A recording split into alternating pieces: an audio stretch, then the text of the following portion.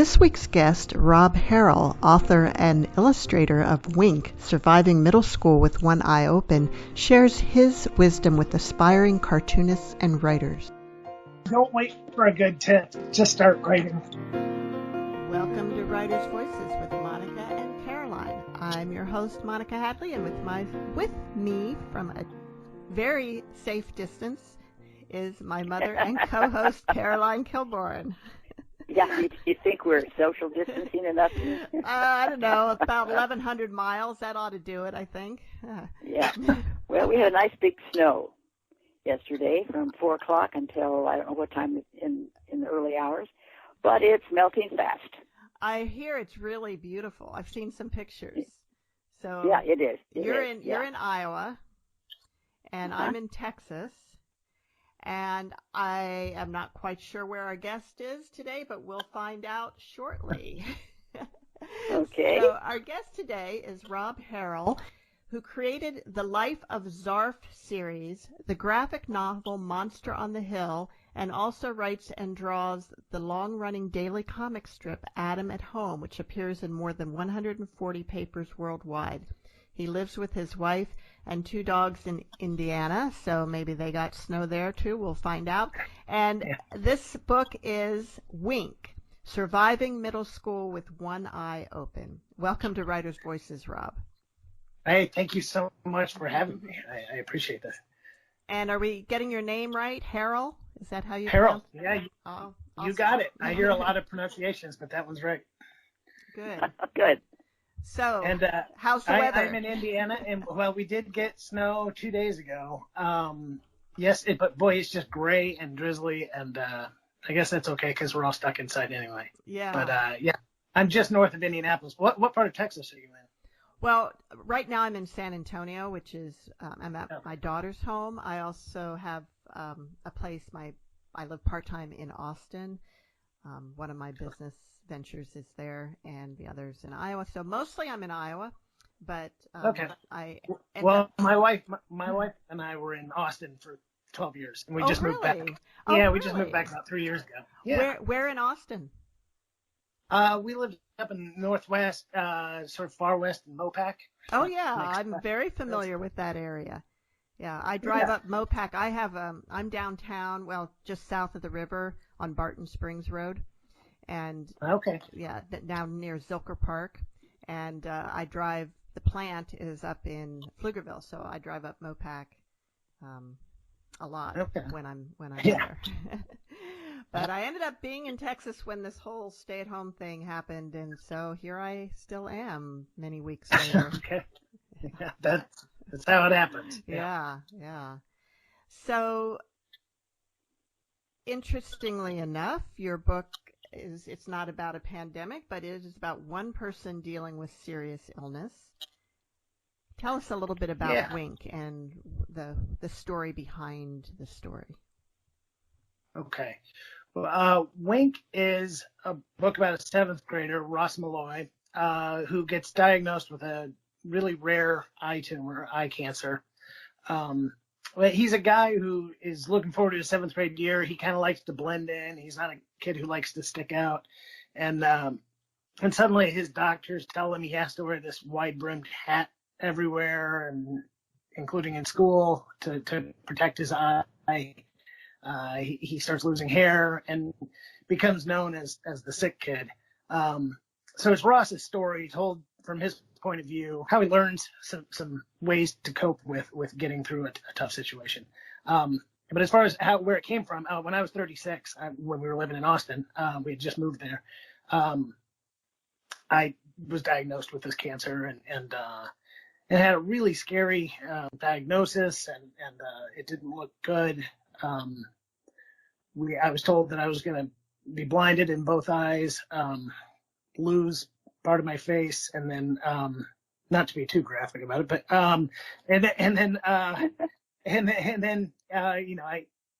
we found and really kind of this amazing series of events. We found what was experimental at the time was proton radiotherapy, and I ended up coming back to Indiana for 8 weeks of treatment at one of 2 facilities, and but they made me wear the hat, this big cowboy hat, and living in Austin, it didn't stick out that much. But I could only imagine what it would be like in middle school in the Midwest, that sort of thing. So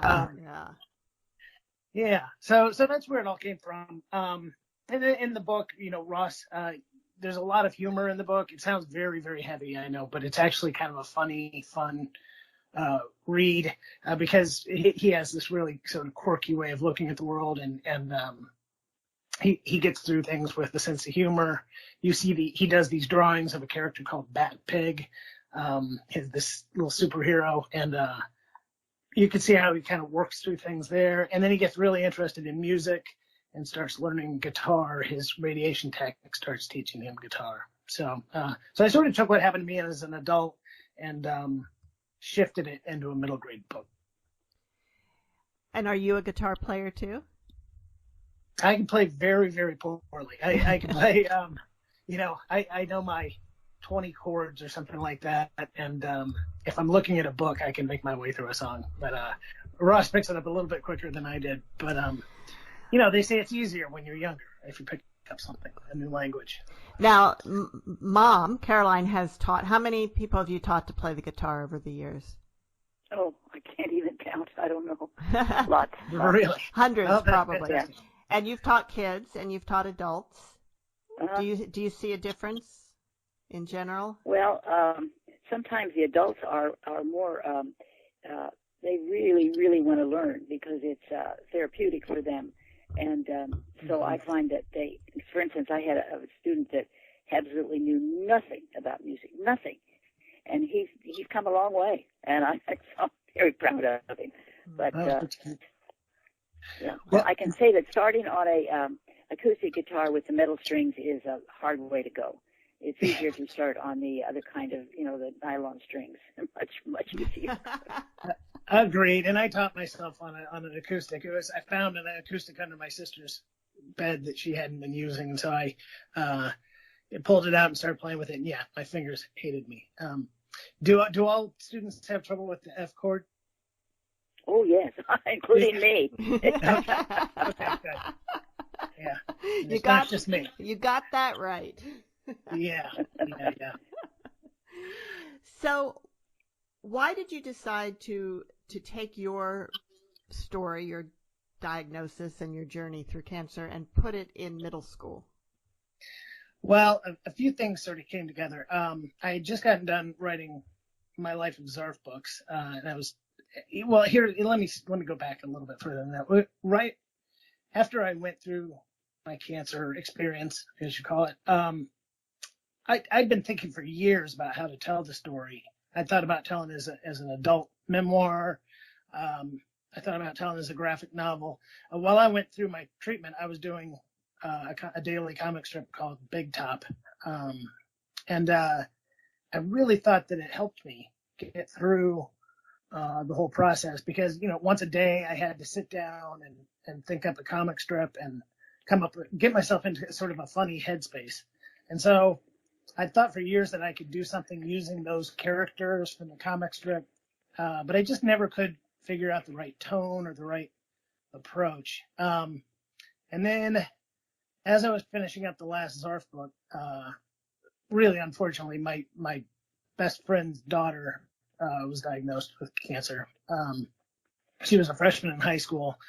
She's fine now, by the way, but she was diagnosed, and she and I had a lot of talks about it, and we could talk really candidly, and it was just sort of different for us to talk about it, I think, because I'd been through it, and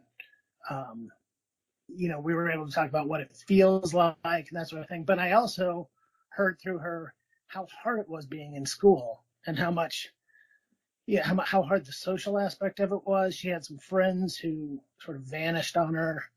There were things said to her that were really insensitive.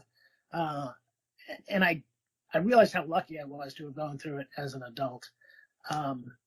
But I also came to think maybe that would be the way I could write this book that would be the most helpful if I wrote it for an age group where it wouldn't just help kids who were going through a really hard time, but it might help the kids around those kids know how be sympathetic, not, not distance themselves from them. So anyway, it just suddenly all the pieces came together, and I thought, oh, that's what I should do. I should write it as a middle grade book. Now that said, I did feel a little bit guilty putting what I had gone through on the shoulders of a seventh grader, even if he was fictional. But he didn't feel fictional to me, so I felt kind of guilty doing that. Oh, poor kid. I know, it was awful. So I made sure I gave him some tools to survive it, to get through it in the book. Yeah, but he had it even extra rough because his mother had died of cancer too. Right, and there's sort of a whole bunch of bad things that are happening to Ross. Yeah, you really dumped it on him. I know. And again, it was, but again, it all, how can I say it? It developed as I wrote the book. I wasn't sure exactly where all those parts were going to fit.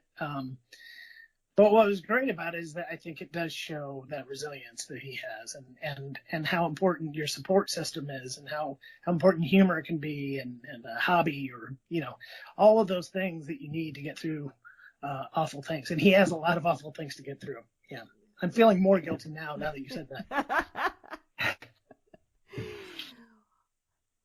I'm curious, Rob, when you started writing this, you knew you were going to have a young boy in junior high dealing with this rare tumor. But what else did you know when you started out? Did you know, like, his friend group, what was happening with that? Did you know about the memes? Did you know about the guitar? Or did that all evolve as you were writing?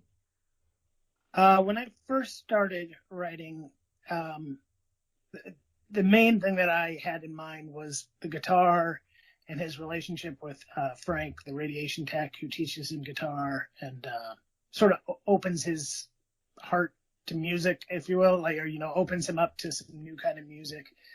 And that's really where I started from. That was sort of the seed of it. And I will say I had a great radiation tech named Jeff who he and I would talk about music when I'd go in, and I mean, we were both really into music, so it wasn't so much this new thing like it is for Ross, but so that was sort of based in reality. And then he's also sort of based loosely on this manager I had when I used to lifeguard at a public pool, and so he's sort of a combination of those two characters.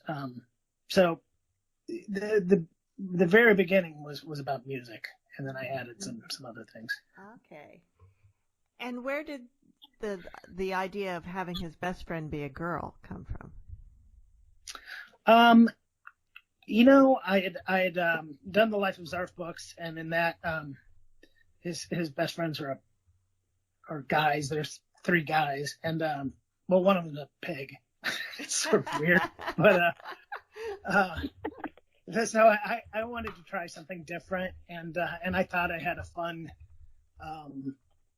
strong female character in me, and so that was fun to give that a try, and I think she's one of my favorite characters in the book. I think everybody needs a best friend like Abby, and and she sort of just evolved as the thing went on. She was such a fun character to write.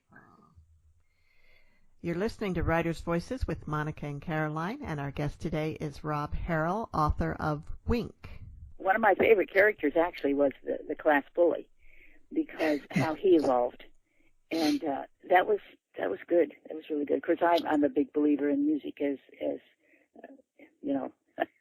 therapy, a healer of many things, and obviously it is. But that was he was a good character. It was well done. Well, thanks. He was another one that surprised me, and I think that's kind of the best thing when you're writing, if you can surprise yourself. And I wasn't sure where he was going when I started writing him, but he ended up being another character that I would love to go write a book about him at some point. But, Rob, you may not have known where he was going, but I always knew he was misunderstood and had a kind heart. Yeah. Well, yeah. And you know what? there were earlier versions of him that you might not have picked that up a little bit, but I softened him a little bit once I figured out what I wanted him to do in the story. Yeah. But I also think he's a complex guy, Jimmy. So yeah. Those are the most fun characters to write. And again, I think when you're writing for middle school, it's real easy to fall into stereotypes, like school stereotypes,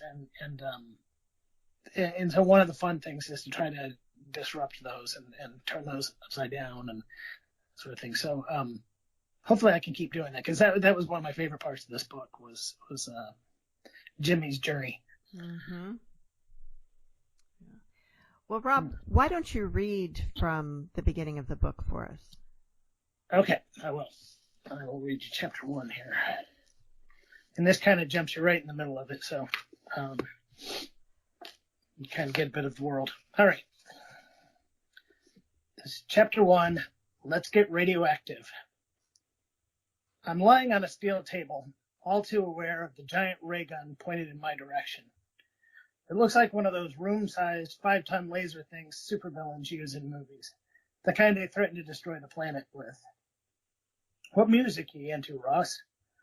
I'm pretty sure the radiation tech is just trying to distract me as he bolts me down. A hard plastic mesh mask over my neck and head holds me still. They molded it to my face yesterday, and the tech struggles to click it onto the table. He scrunches his nose, pushing. Oh, anything, whatever. I mumble through my teeth. The hardened mask doesn't let my chin move much. The headpiece locks in, and the tech, Frank, gives my shoulder a bump with his fist. Come on, man. If you're going to lie there for half an hour, you need some tunes. I've got all kinds. Name something you like. There are no wrong answers. I scan my brain. You could, can you just KZAQ? Frank stops and doubles over at the waist like he's been gut punched. He hangs there, talking to the floor. Okay, no wrong answers but that one. He straightens up and winces. Seriously? You like that top 40 garbage? It's what my parents have on all the time. So dorky. I try to look away casually, but my head won't budge. Frank stares before letting out an exaggerated sigh. Fine, but tomorrow tell me what you like. Not what Mom and Dad like. He walks over and fiddles with an old-timey boombox on a high wall shelf next to a teetering stack of CDs and cassette tapes. Seriously? There must be $1 gazillion worth of equipment in here, and they can't afford an MP3 player? I notice a bit of tattoo peeking out from the arm of Frank's scrubs. A lizard tail, maybe? Or a tentacle? Beyonce fills the room, and suddenly Frank is all business. I know we went over this yesterday, but let's review. He wraps his arms around his clipboard and begins like he's done this 1,000 times. The gurney you're on is going to lift you up and move you into place. The treatment takes 25 minutes or so. Keep your limbs and naughty bits inside the ride at all times. Do not throw things at the radiation techs. Do not feed the radiation techs. Do not waggle your legs around like a synchronized swimmer. Do not pass go. Do not hum the Goo Goo Dolls, as I despise the Goo Goo Dolls. Frank steps aside to let another tech, Callie, I think, reach in and mold some blue clay over the bridge of my nose. She smiles at me and tells me it's to protect my good eye from the beam. Then she pats my chest. I hope I don't look as nervous as I feel, because I feel like a rabbit in a trap. My face is hot. Okay, now for the important part. Frank is back. When I tell you, you're going to stare at the red X above you, the one we made over there by the big zapper yesterday.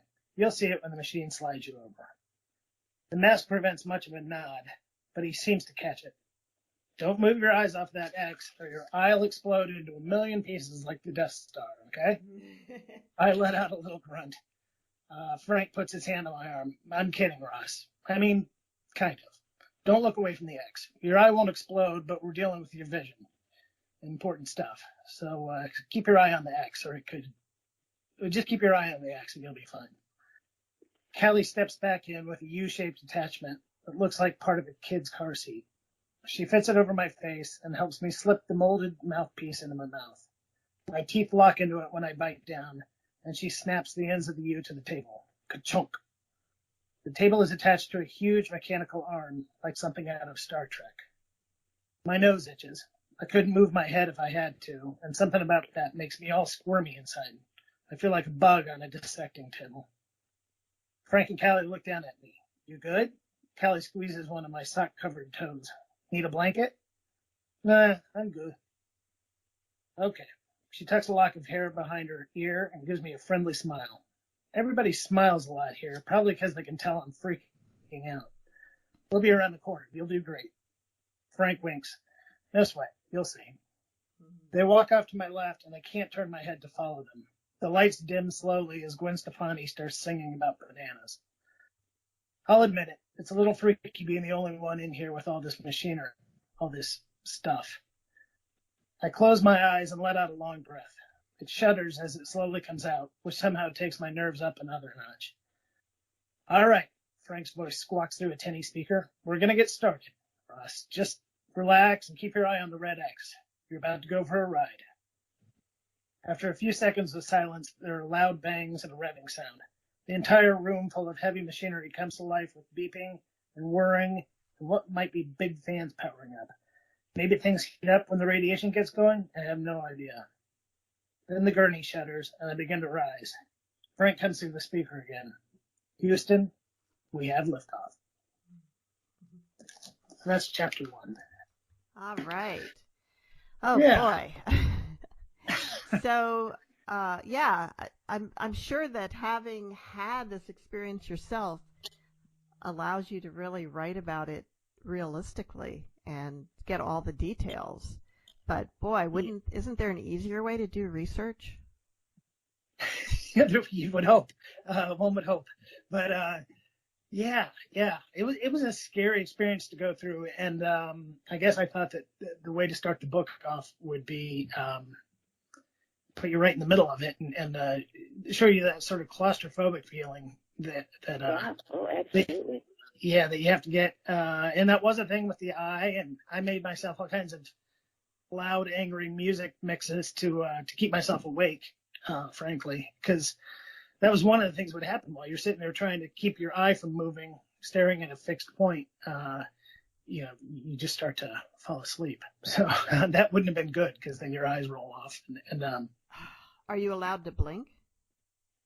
You can blink. You can blink, but you just have to keep that eye straight forward. It's all about the angle. Wow. Yeah, and the radiation treatment didn't hurt anything like that, other than your face gets kind of raw, and so Ross ended up dealing with that throughout the book. Suddenly he has to wear this hat, and he's losing his hair, and embarrassing things happen, and he has to keep this goo on his face that I had to do. I'd gone into CVS to get a prescription in the middle of my treatments, and I was wearing this hat. My hair was kind of long. And I had this goop all over my face, and there was this little kid that was there with his mom, and he could not stop staring at me. I think I looked like a spectacle, and I just thought, that's how I, wanted Ross to have to feel in 7th grade, where it would be, kids aren't the easiest in those situations to handle. Yeah. So, Rob, did you always want to be a writer? When I was in 4th grade, I started drawing at an early age. And so when I was in 4th grade, I announced to my parents that I wanted to be a cartoonist. And so a friend and I put out a magazine in 4th grade called Freak Out magazine. And it was basically a ripoff of Mad Magazine, sort of at the time. But I had characters in it, Henry the Cat and Bob the Blob, and then we did a bunch of things like Garbage Pail Kids and those kind of jokes. So I know early on I wanted to do something along those lines. But then I kept drawing. I got really into the drawing part of it. And I did comics and cartoons for the yearbook and newspaper and all that all growing up and through college. And then I went to art school, and so I ended up working as an illustrator for a number of years. And then I finally got my own comic strip, Big Top, syndicated, which was a huge, huge moment. That was what I'd wanted to do since fourth grade. Yeah, so I got that. It was in papers, and so I did that for 5 years. I also was painting during that time and had some gallery shows, and then so it's interesting. I didn't come at it from a writer's side. I came at it from the art side, and then eventually I tried my hand at writing a graphic novel. I was a fan of graphic novels and wanted to try that. So I wrote Monster on the Hill, which was a story about this town that had a depressed monster, basically. Like each town in England has their own monster on the hill that comes in and scares the town occasionally. So people come from other towns to get scared by other towns' monsters. It's sort of like their baseball team or something, or a roller coaster. Mascot. Yeah. And this one town has a depressed monster that isn't scary anymore, so they vow to help him find his scariness again. So I did that, but it's been turned into a movie. It's going to be out next year. Oh, congratulations! Thanks. It's called Rumble. So it's now called a Rumble. It's an animated movie, and I will say this: the movie has literally almost no connection to the book at this point. It just kept getting further and further and further away from it. Now it's about wrestling monsters and a wrestling monster league and all this, and so it'll still be really fun to see it, and I think it's going to be a fun movie, but it's very, very much not like my book. Were you involved in the screenplay for it at all? Not really, no. And there were a number of screenwriters that took a stab at it, and that's part of why it kept getting further and further away from the book. And I think for a movie company or an animation company, their ultimate thing is it needs to be a movie that will put people in seats. I still would someday really like to see a movie made of it that's more close to the source material. I mean, the source material is almost like a thinly veiled self-help book about depression. And now it's sort of this, spectacle movie with the WWE is involved, and they got away from it. Let's put it that way. So more like a Monsters Inc. kind of thing, and yeah. But I've seen what they've done. I've gone out a few times and seen production art and all that. It looks incredible. Doesn't look like my characters or anything, but so it's been a surreal experience. But anyway, doing the graphic novel, I loved it, and it was received well. I loved doing it, and I realized how much I enjoyed the writing part. So the next thing I did was try writing for these hybrid novels. So The Life of Zarf, I think they've been called a cross between Diary of a Wimpy Kid and Shrek. They're set in this fairy tale world and in a middle school in a fairy tale world. But that was sort of the next step. So I went from just doing art to doing comic strips to doing graphic novels, which had a lot more writing, to doing a hybrid novel, which had a lot more writing. And now I've done Wink, which is much, much more writing and less art. So I think I'm slowly starting to think of myself as a writer, more than an artist, which is it's interesting that it's kind of been an evolution over the years. So in The Life of Zarf, well, in Wink there are there's drawings too. There's comic. There's pages that are like a comic strip that Russ wrote. Bat Pig, yeah. And they're related to the story, but not really part of the story. Right. They're not really telling the story. Yeah. Yeah, and I wanted that to be like when I had my comic strip when I was going through it. So I wanted Ross to have something like that. And when I was in 7th grade, I was pretty into superheroes and all that. So I gave him Bat Pig to draw. And you get to see Bat Pig versus the anger and Bat Pig versus the bully, things like that. Yeah. Yeah. And you mentioned in your Life of Zarf books, there's a pig as well. So that must be something you like to draw. Yeah, I guess I'm finding that out. I didn't intend that. You know what's interesting is I had a bear in my first comic strip named Wink. So there's all these weird little connections that are happening. But yeah, I guess I do like drawing the pigs. And actually, Bat Pig looks very similar to my pig from Kevin from from the Life of Zarf books. Well, I don't know really how much variation you can get between pigs, but yeah, especially sticking to my style. Yeah, you're gonna get a pig kind of the way it looks. Yeah, and they're fun, and I don't know, the idea of a superhero pig was fun, and I'm hoping I can do more with that character of Bat Pig, because those comics were a blast to write, because they could just be kind of silly, and I didn't have to overthink them. I just got inside my inner seventh grader and wrote away. Yeah. You're listening to Writers' Voices with Monica and Caroline, and our guest today is Rob Harrell, author of Wink, Surviving Middle School with One Eye Open.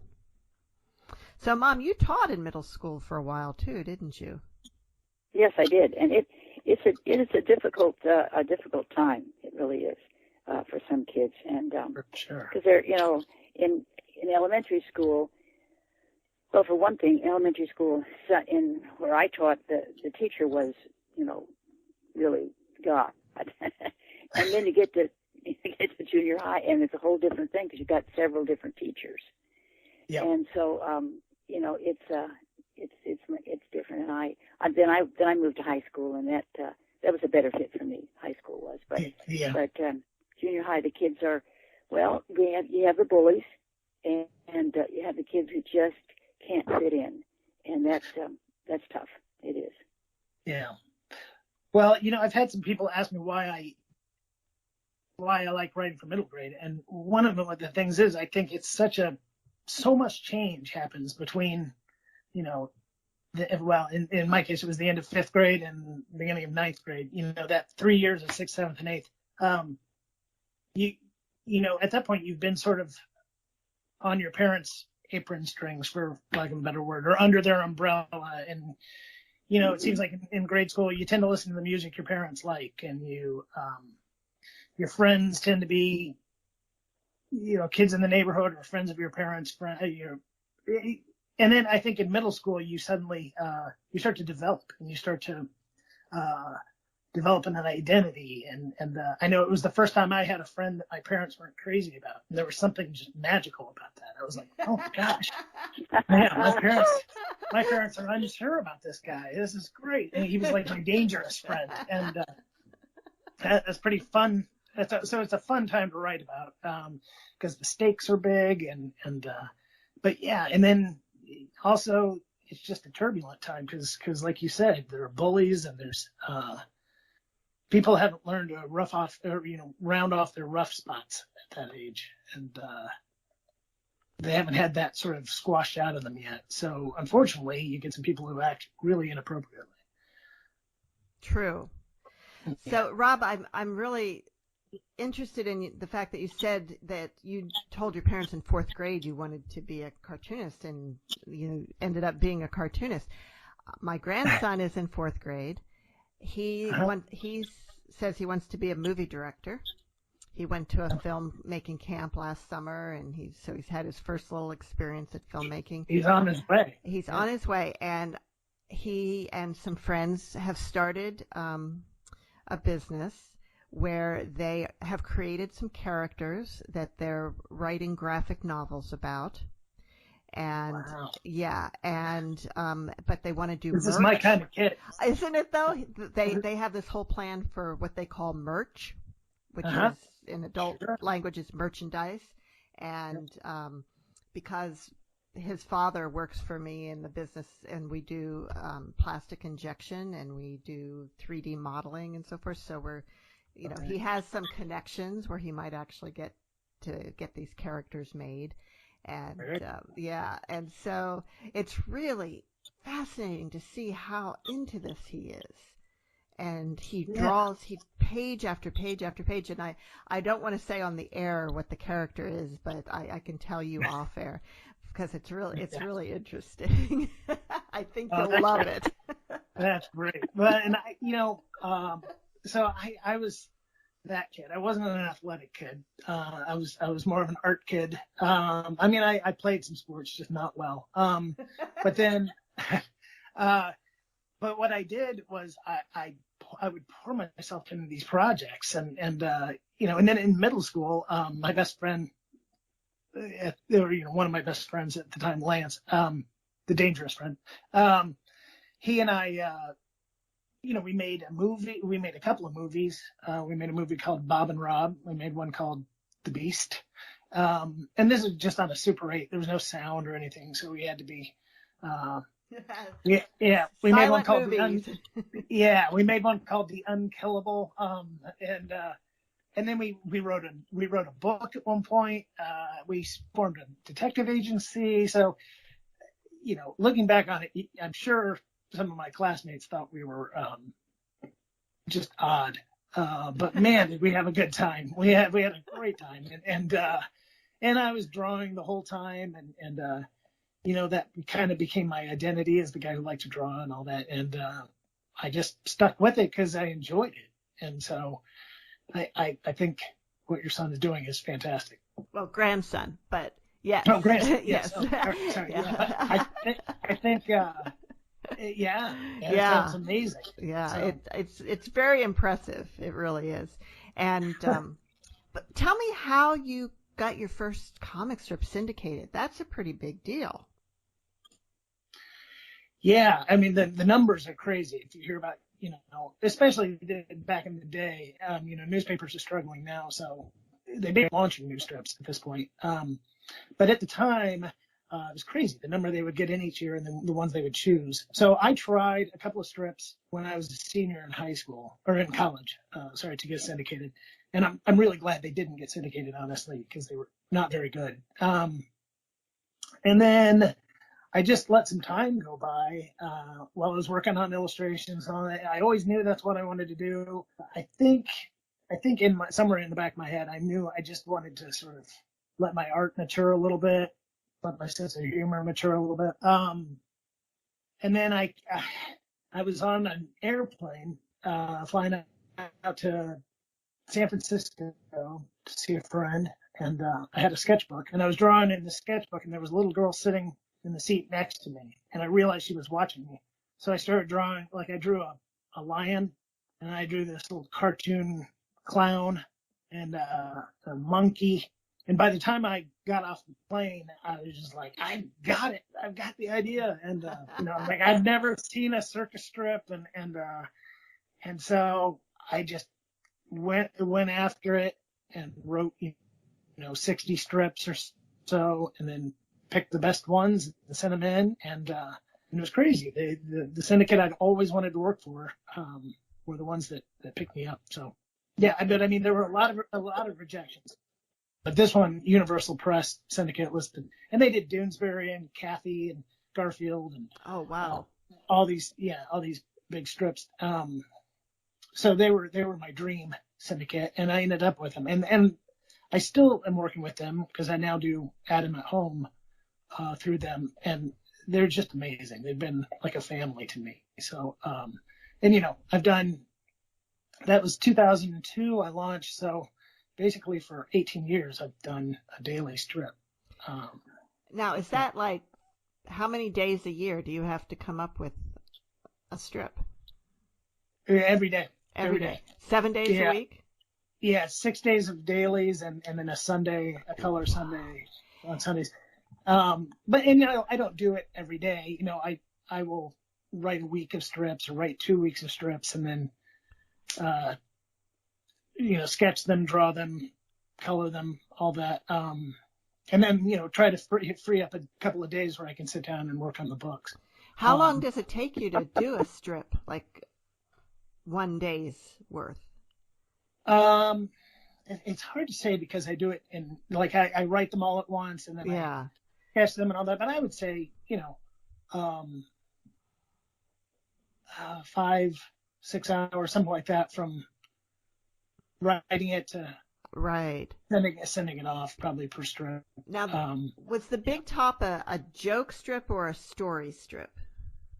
It was a story strip. Okay. If you remember the comic strip Bloom County with Opus the Penguin, that was that was sort of my biggest influence. So I would say if there was something tonally that I would compare it to, sort of that. There was a snarky poodle, trained poodle, and this kid, and Pete was in charge of this clown that was really more like a wild animal than a clown. And I love doing it. I love those characters so much. And why did you stop? Is it done? Yeah, it took off. It did okay. It never just, it never really 100% took off. So after 5 years of doing it, I realized, as they said, it had found its audience, is how they put it. And you got the editors that are gatekeepers, and the editors weren't biting on that strip. Now I've got this sort of cult following that really liked it, which is really nice because it still runs in reruns online. Plus, there's GoComics.com. Right? You have some books of it too, right? Yeah. I have the first book, and then I self-published the second book of it. At some point I would love to do something with those characters again because they were just really sort of a perfect setup for jokes. Those characters, and I think that was some really funny stuff that I did there. But so the one I'm doing now, Adam at Home, was actually a strip that's been around since the 80s, and I took it over for Brian Bassett, but now I've been doing it for 10 years, and I've really, I've come to make it my own. Feels like my own now, and I'm having a lot of fun with it too. How did that happen that you got to take it over? He had 2 strips he was doing actually, and he decided he wanted to focus on his other one. So my syndicate actually reached out to me. It had been about a year since I ended Big Top, and like I said, I just hit it off with those people, and they liked the way I cartoon. They always loved Big Top and weren't sure why it never really found its audience, but so they asked me if I would take over Adam at Home, and not sure at first. I wasn't positive I wanted to take over someone else's strip, but they assured me they wanted me to do what I do with the strip, so I was able to have some fun. Adam at Home is about a stay-at-home dad, right? Yeah, and he's a writer. Ah. And he was before I took it over, but he's a work-at-home dad who's he writes newsletters, and actually now he's writing books and whatever. So he just kind of writes whatever he gets hired to write. But then it's he and his 2 kids and wife and dog. It is a bit of a challenge because my wife and I don't have kids. But I've sort of gotten to invent how family life would be in my eyes. And is it a multi-panel strip too, or is it a one panel a day? Multi-panel? Multi-panel, yeah. And so you get lots of storylines about work deadlines, but also you get the kids' storylines and the mom storylines, and I just said they have 2 kids. They have 3 kids. Somebody who reads the strip is going to shoot me for saying that. I don't know where that came from. Yeah, catch myself. Wow. They always say I don't show the baby enough. I get comments that I don't show the baby enough. See, somebody's going to go, he has written the baby out. Does anyone ever get any older? No, they stay the same age. For 10 years. Yeah, yep. So and he'd been doing it for at least 15 years before that, I think. So, wow. They've lived a lot of life at that age. I'll say, is it hard to come up with fresh ideas for a comic strip? Yeah. I would imagine it is, because with writing a book, you can have new character. Every book you could have different characters. So maybe you have a series, but it's limited in how many books usually are in a series. So, but in a strip, you're dealing with the same characters at the same age. They're not really growing, probably I'm not spiritually exactly, but they're not growing chronologically, but they're probably not getting any wiser either. Oh, definitely not. So no, I will be the first to tell you there are things that I continue to go back to. I mean, coffee has always been a big thing in this strip, even before I took it over. So his love of coffee is a running joke. But in the summer, they break out their inflatable pool in the backyard, and they've got a dog. They bought a dog. You always they adopted a dog. You constantly have the seasons changing and the holidays changing, and I have Clayton, the boy. He's just obsessed with Halloween, so I get to do a lot of fun stuff there with monsters and masks and all that. So yeah, that helps. Yeah. But yeah, there are days when you sit down and think, I think I've written everything I can write for this film, but but then something always comes in. So actually, they probably get weirder and weirder as you start doing more and more unusual things. Do you incorporate current events at all? Are you using coronavirus, stay at home? Is that going to be in the script? Well, what I've done is I just I wrote, like, I'm usually about 2 weeks ahead. So 2 weeks ago, I wrote a series about how they were getting stir crazy because it's been raining outside so much and they can't get out. And so I just thought that was a way to handle it without, it's basically the strips were about killing time, making up games and stuff like that. But I just didn't say the coronavirus. Part of me feels like, I can't get away from it on TV and all that stuff. So I thought it might be a nice break to not mention it in the comics. But I don't know. Is this the thing's going to go on for a little while longer? It seems like, and who knows? It might get addressed more directly. But it's been interesting to see how other cartoonists have handled it too, and some of them do mention it, some of them don't. Yeah. Well, if you do, you are dating it in a sense too. It's like right.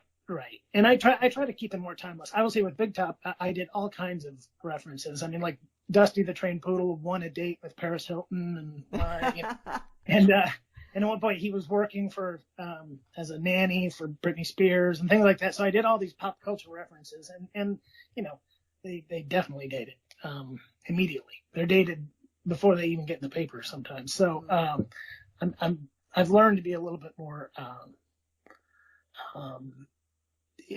just leave it open to age better. You're listening to Writers' Voices with Monica and Caroline, and our host, our guest today is Rob Harrell. And Caroline says, our guest is Rob Harrell, author of Wink, Surviving Middle School with One Eye Open. So, Mom, what were some of the reactions you had when you were reading this book? Well, I was interested to know why you chose music as this thing. Of course, I understand that, but not everybody would know that music can be really therapeutic. And so, how did that work out? I mean, how do you decide that to have him start music? That was really a personal thing. Music has always been a big thing for me. My parents got me interested in music when I was young, and I was I played trumpet for 9 years in jazz band and marching band and all the bands. I found that guitar and started teaching myself guitar shortly after high school. So and then I'm also just a big music junkie. I buy music, or now I have my apps where I can get it. And I just listen to music constantly. I'm just a music funnel, I guess. So for me, I think it's always been therapy. And I will say that when I had my surgery, I had to stay for 2 weeks in a hotel near Indianapolis for recovery. And I had my iPod with me. And, I don't think my earbuds ever came out of my ears for 2 weeks, basically. I would just, it was sort of a twilight zone that I was in for those couple of weeks, but music was just constant. I just listened and listened and listened and listened. So when it came time to write the book, it was pretty easy to decide that should be a big element in it. Mm-hmm. Yeah. Rob, do you listen to music while you're writing? I do. It used to be that I couldn't, but I found now if I listen to something that's not too intrusive, um, I can listen. So I listen to a lot of soundtracks and things like that. And then once I get into a book and I'm into sort of the meat of the book, like I would say starting out, it has to be pretty quiet music like that. But like with Wank, by the end of it, I was listening to some of the kind of music he's listening to in the book. And I think it's just that I get enough into the book that I'm able to focus. So I do a lot of going out to coffee shops. So I would put on my headphones and in Wink, Frank ends up getting him interested in some like punk bands and things like that. And so I was listening to some harder music, which you may be able to tell by reading the talent show at the end. I was working through some things, writing the book too, but it was just so much fun. I would go in and put on,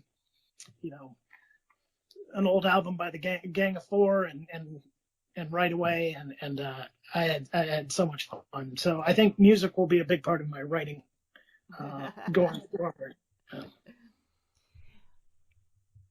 When you decided to write this book, did you have a publisher for it lined up before you wrote it, or did you do it afterwards? And how did you find your publisher?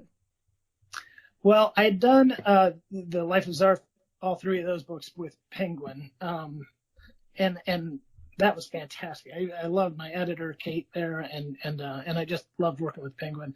But I didn't have another book, lined up with them. So, and the Zarf books did pretty good. Not, they didn't they didn't light the world on fire.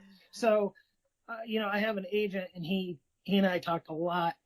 I have a fantastic agent. He and I talked a lot about what kind of a book should come next. And then I worked with my agent, Dan, for a year probably on this book before we ever showed it to a publisher.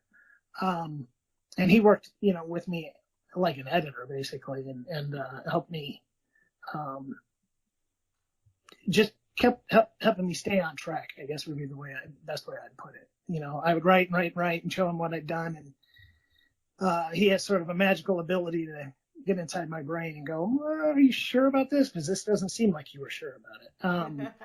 And then, I would go back and redirect a little bit and write some more. And it was probably after about a year of writing, we finished the book, as it was at that time, before we actually went out to a publisher. Whereas that wasn't the case with the hybrid novels. We showed them a good chunk of the book, the first book. But this time we decided to just, there was enough going on in this book, and it was enough about finding the right tone that we wanted to get the whole thing there for them to read. And then was it hard to find someone interested, or did that come pretty easily?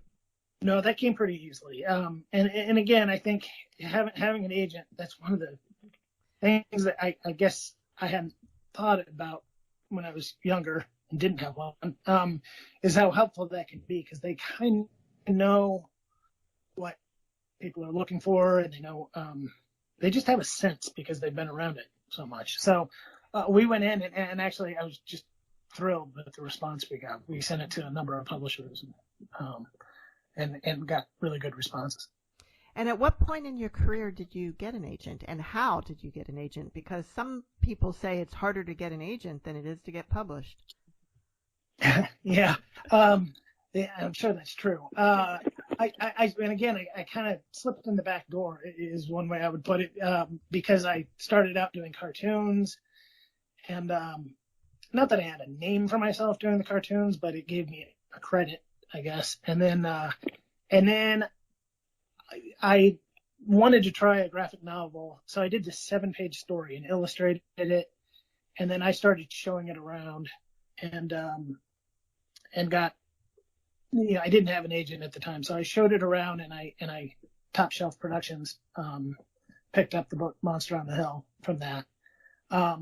So at that point, I had a couple of credits. You could see that I could write and that I could finish a project and that sort of thing. And then I had several different friends that were working on hybrid novels, sort of like the Diary of a Wimpy Kid stuff. There's Big Nate and Timmy Failure. And several cartoonists were trying it. And so finally, yeah, I had a couple of cartoonist friends introduce me to their agent, Skytan, and I called him up and told him about some ideas I had for books, and he said, "Well, go." He's like, "I like these two. Go see what you can do." And then I came back to him, 100 pages later, and showed him what I had in mind, and he liked it. So, it was a little while before we signed a contract or anything like that, but he liked what I was doing, and we just started, having phone calls and emails back and forth and working on this thing. And that's sort of how it happened for me. Now, Rob, the graphic novel concept has moved from being for young readers to adults. Do you think you'll ever write one for adults? I don't know about a graphic novel for adults. My